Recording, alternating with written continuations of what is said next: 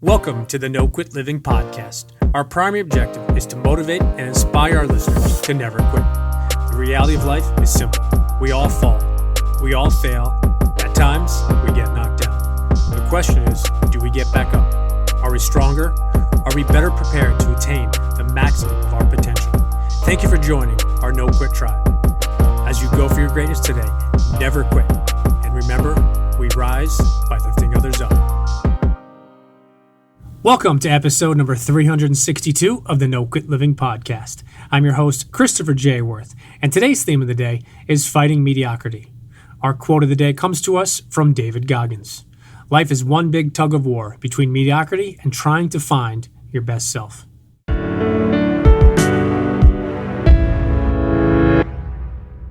As we are heading into these last 2 months of 2022, if you are looking to hold yourself to a higher level, either personally or professionally, we welcome you to check out our Clear Planner.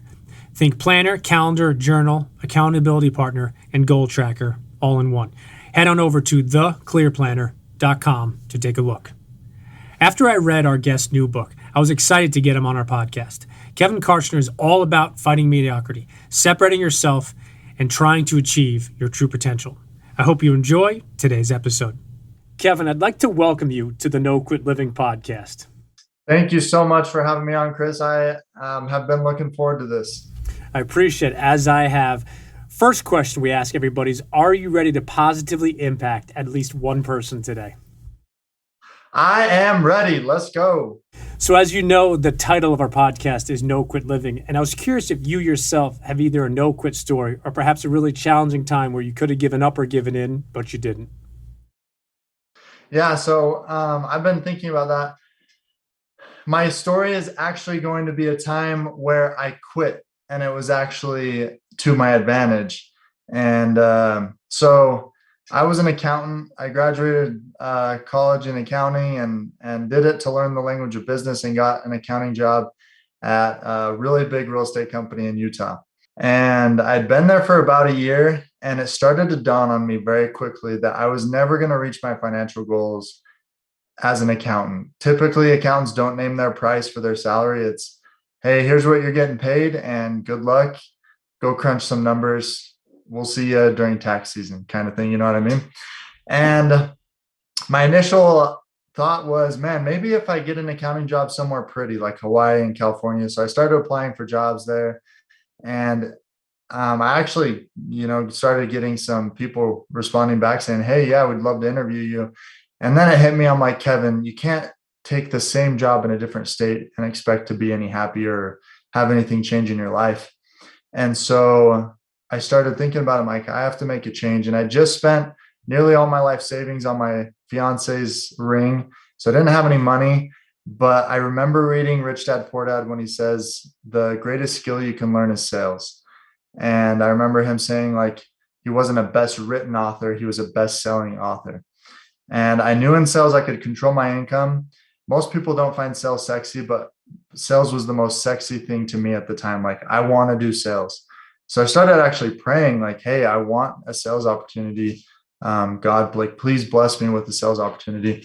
And 7 days later, my neighbor, like kitty corner from me, is like, hey man, I have a sales job. Like, long story short, he's like, hey, I have a sales job. Do you want it?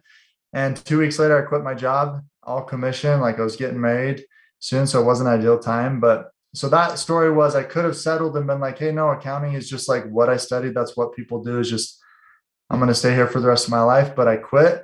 And that was the catalyst to absolutely changing my life. And I think the moments in my life that have been most impactful have been when I'm at two roads and I have to choose between staying comfortable and being in the same route, or fighting that comfort and doing something different.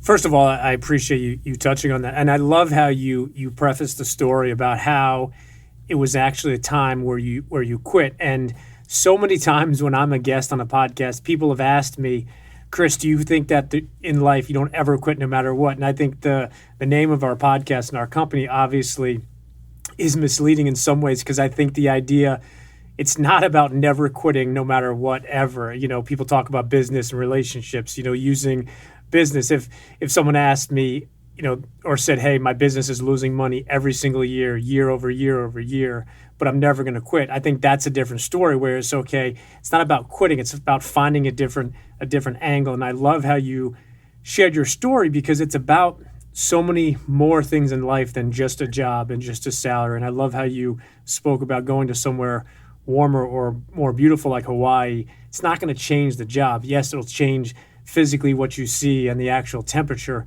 but when you're doing the same thing that you're not passionate about, it's not something that people want to do. So I appreciate you touching on that. And just to add on what you're saying, like I did quit my accounting job, but I never quit on my dream of financial independence. That's what I was quitting something to not quit on my dreams. Yeah, and I think that's the point that you just said way better than my probably diarrhea of the mouth. But that's the beauty of the idea of not quitting, because you didn't quit on yourself. You didn't give up on your goals and your dreams. But you, if I had to define it, I would say you just pivoted from one thing into something else, and you clearly didn't quit because you had to put in so much work, in essence, to start over from scratch in sales. But I want to jump over into your new book, which I read and I really enjoyed. Talk is Cheap, The Fight Against Mediocrity. I absolutely love the title of that. And I'm going to skip on the name, but there's a weightlifting company or a supplement company where they talk a lot about, and they use the hashtag beat average. And for me, that's how I define mediocrity is. And my true opinion is we, meaning everybody plural, we're not meant to live life just getting by. I think we all have excellence and greatness within us. The question is, are we willing to put the work required? So I have to ask you if you could just briefly touch on the title of the book and how you got to writing this actual book, because like I said, I thought it was awesome.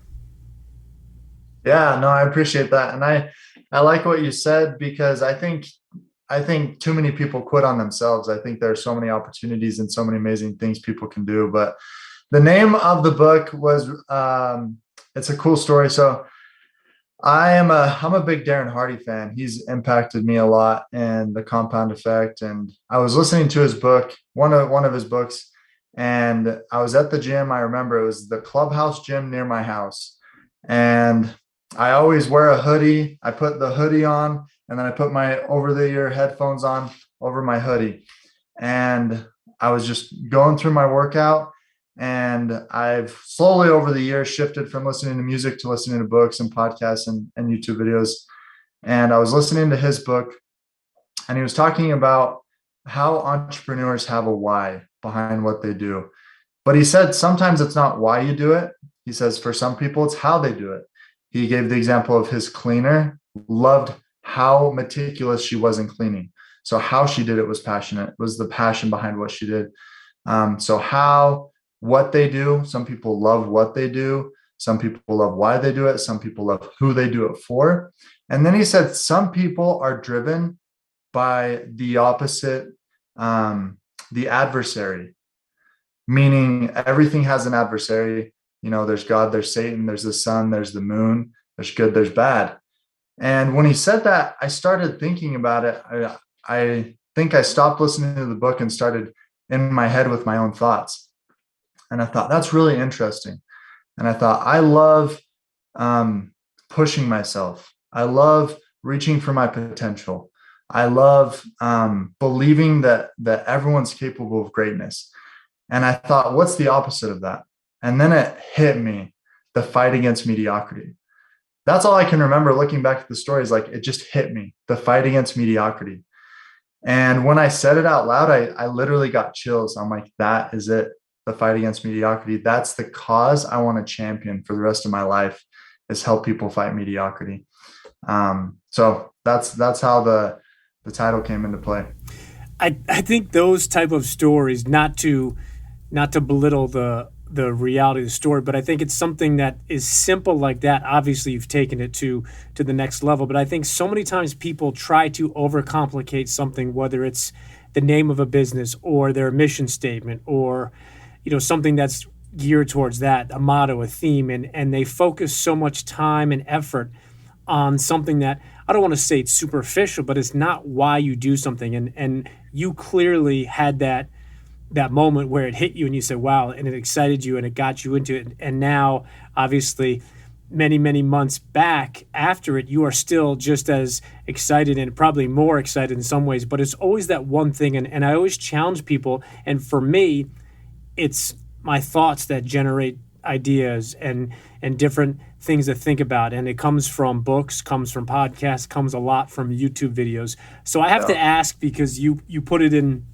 your book that for 6 years you were watching YouTube videos. And for me, every single morning when I go to the gym, whenever I'm warming up on whatever cardio machine, whether it's 5 minutes, 7 minutes, 10 minutes, I always open up YouTube.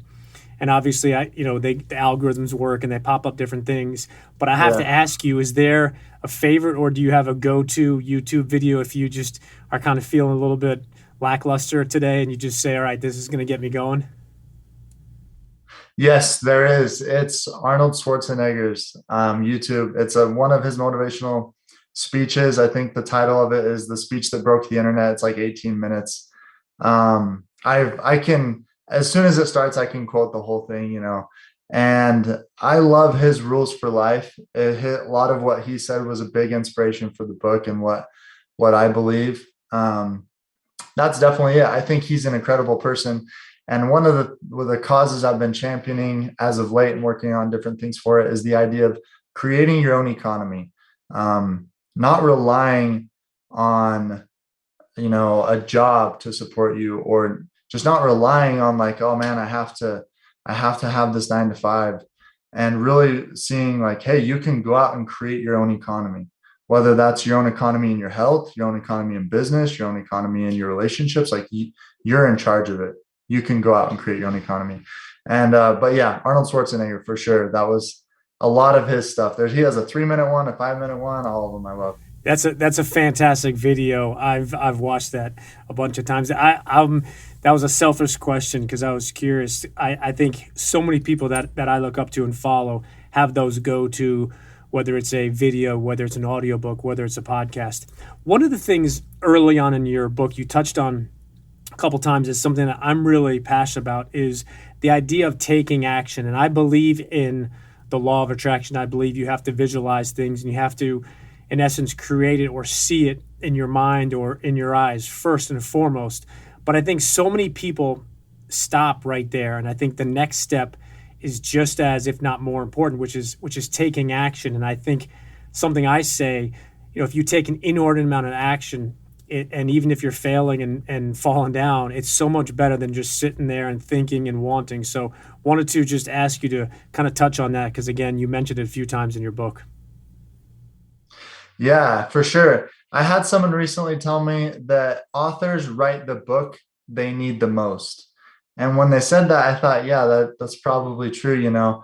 I talk about it in the beginning of the book, how I was the biggest culprit of not taking action. Literally, like I took zero action for years. And so I think the reason I'm so passionate about Talk is Cheap and taking action is because I was the biggest culprit of it. And I like to say, there's a law of attraction and then there's a law of action. And what I found in my life is when I take action, even if it's messy action, if I just do something, I feel better about myself and I'm happier and I'm more fulfilled. And I want to keep going. Like the momentum is real. And I find that unfortunately, some of the people that are most unhappy, I find that they have a lot of cool ideas and a lot of shoulda, woulda, couldas, but not a lot of, hey, let's go out and just do this.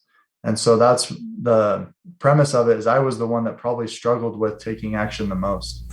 Going back to what you just said really hit me. Authors write the book they need to read or need to hear if you're an audio book person. I've heard that in so many different forms, but the way you just said it, listening and taking notes as I am, it really hit me. And it just goes back to what you just said, is the law of attraction and the law of action. And action to me is the most important step. And I think it gets so overlooked. And I'm really glad you touched on it. A fun question we ask each guest is, if you had to define yourself, but you could only pick one word, what word would you pick?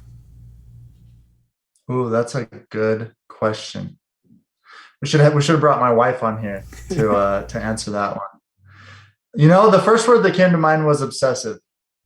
I thought you were going to say unicycle.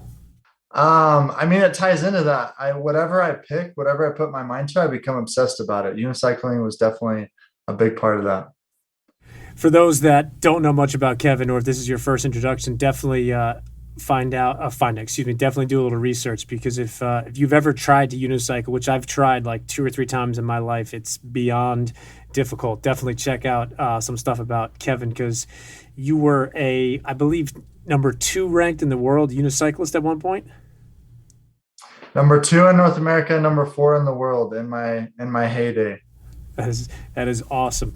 So you referenced Kobe Bryant a couple times in your book, and we obviously spoke a little bit about basketball before we went on air here. Was there one thing about him in particular, or is it just a lot of what he did and the way in which he did it that really not only got you interested in, but had you put him in the book a couple times as you did?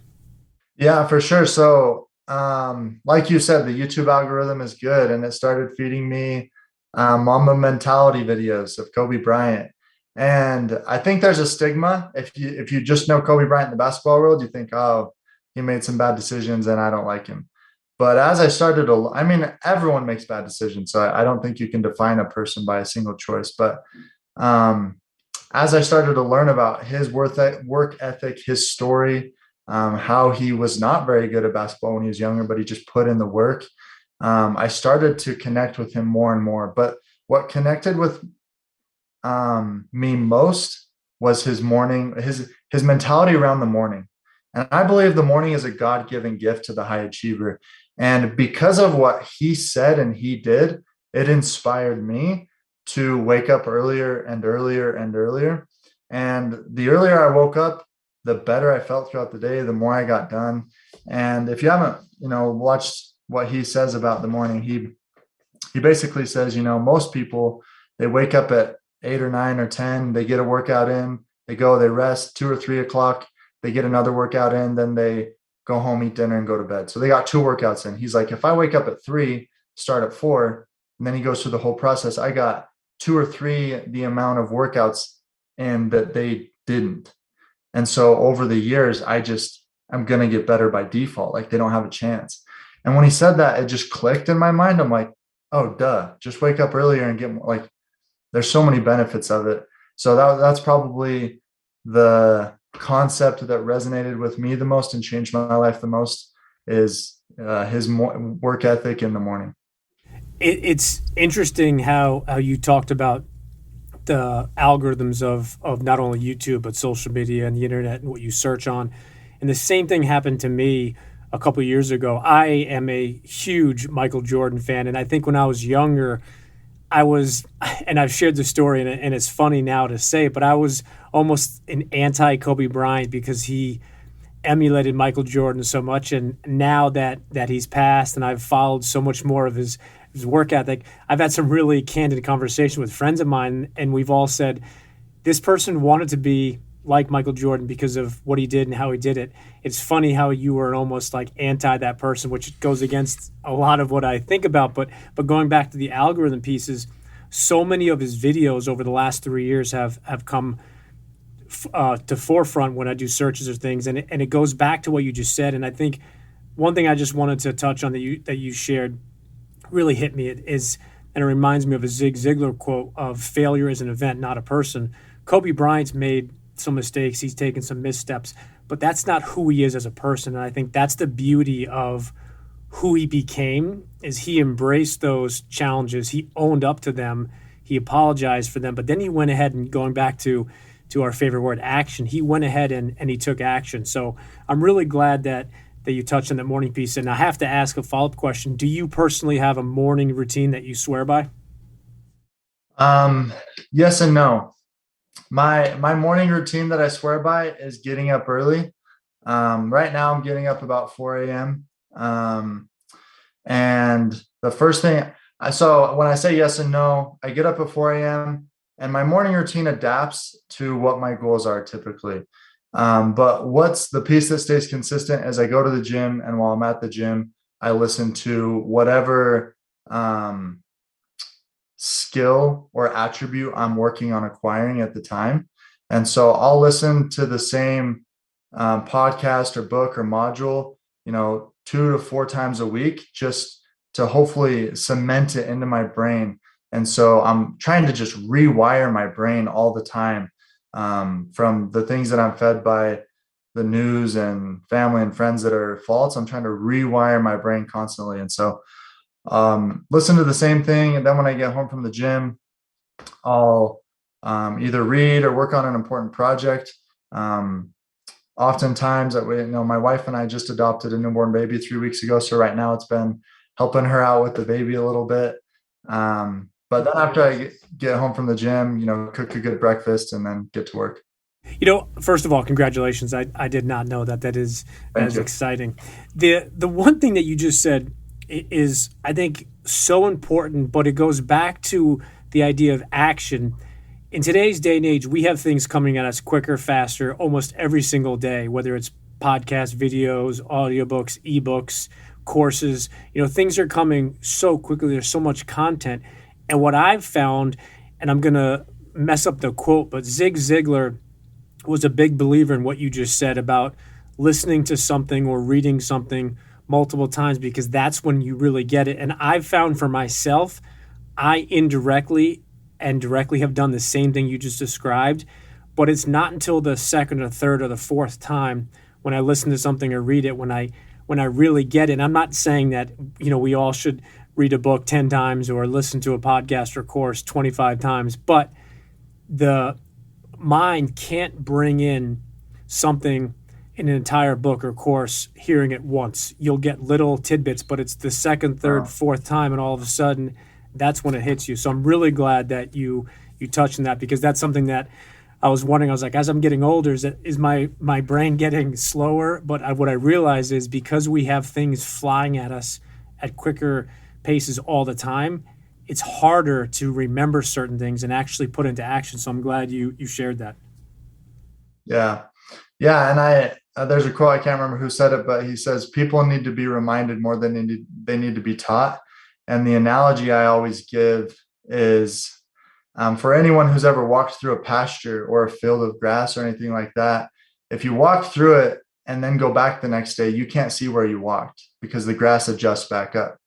But if you walk the same path every day for 30 days, eventually you'll start to wear a dirt path. And it's the exact same thing in our minds. If you just listen to something once, it's going to go. The studies show that after 24 hours, you've already forgotten 70% of what you learned. And so that's my mindset when I'm doing it, is I'm just visualizing me wearing a path in my mind so that the dots connect quicker. And there's a fancy brain term for it that I don't know off the top of my head, but it's a real thing. That's, that visual of walking through grass, I think, regardless whether you're a farmer or from a grass field or not, we all have been there. And I think when you can put actual meat and potatoes behind certain ideas and concepts, I think they stick more. So I appreciate you sharing that. Jim Rohn was an unbelievable speaker and author. And I know you're familiar with this quote, you are the average of the 5 people you spend the most time with. So if I could grant you dinner with any 5 people, dead or alive, that you could level up with, who would you pick? Dead or alive that I could level up with? The first one would be Jesus Christ. A couple of people that I really like that I'd like to spend more time with is someone like Darren Hardy. I love Darren Hardy. I've met Grant Cardone, but spending more time with him, he's inspired me a lot. I think meeting with someone like Warren Buffett would be really cool. And then I would also really love to meet John Huntsman Sr. I thought you would definitely put Kobe on there. So I'm going to say that I'll put Kobe in as your waiter for that dinner. Yeah, Kobe's on next up if someone can't make it. He's the 6th man. So we're going to switch over to our hot seat questions. And the only request we have of you is just spit out the first answer that comes to mind. Okay. Last meal, you can pick absolutely anything. What do you pick? Steak and mashed potatoes. Favorite smell? Red Bull. Favorite sport? Lifting. Do you have an all-time favorite team? Utah Jazz. What is your favorite movie? Steve Jobs. Favorite book? Rich Dad Poor Dad. What is your favorite app you use on your phone? Notes. Me too. What is the background picture on your phone? Jesus Christ. Do you have an all-time favorite quote? No worldly success will compensate for a failure in the home. And what is that one song, no matter where you are, time of day or evening, that when you hear it, you automatically turn it up and just rock out to it? Any song by Laney. Awesome. You mentioned a couple interesting people that I also follow with your dinner question, but I was curious if there are one or two people that you follow on social media that really put out quality content that you'd like to maybe recommend or potentially introduce to our listeners. Oh yeah, I like that question a lot. I really like Alex Ramosi. I think he's just very good and genuine, and truly wanting to help people, and puts out really good content. I really like Ryan Pineda. If you're doing real estate stuff, I think he lives a really well-balanced life while also being very aggressive with his businesses. And I think of a few people, but they don't post enough. I wish they'd post more. My buddy Roger Comstock, he is very genuine and posts a lot of really good business and entrepreneur content as well. I appreciate that. And what's the best way for our listeners to follow you, connect with you, but also what's the best way for them to also get your book? Yeah, great question. So best place to follow me is going to be Instagram. My username is just my name, Kevin Kartchner. If you message me, I'll respond to you. I'm happy to help in any way that I can to anybody who needs help. As far as my book goes right now, the best way is on Amazon. If you message me on Instagram and want to order one, I'll get you a signed copy. That's the one downside about Amazon is I can't like sign them or write them in it or give like anything cool. I do have a link in my bio. I think it's still there. You can order it and get like the pre-order packaging, which there's still a few left. Pretty soon that will turn into just a website to buy the book as well. So I mean, either Amazon or my Instagram bio has the link for it. I appreciate that. And last question I have for you is if you have any parting words you'd like to leave with our listeners today. I would just say go for it. Like whatever it is, that thing that everyone listening to this is listening to it for a reason. There's something that they want to do. There's something that they're pushing for. They're pushing for greatness. They're pushing for more, whether that's, getting into sales, like it was for me, starting a business, running a marathon, starting a podcast, like whatever it is, just do it. Go for it. You can do it. I promise. It's easier than you think. Just get started. Just take the first step. I think that's a fantastic way to end today's episode. So I truly, truly appreciate your time. And again, I will selfishly plug your book because I really enjoyed it. I think it's got some fantastic stuff. And I would highly recommend our listeners connecting with you, following with you. And I truly appreciate your time. And I hope that you and I can connect again soon. Thank you so much, Chris. I really appreciate this. This has been amazing.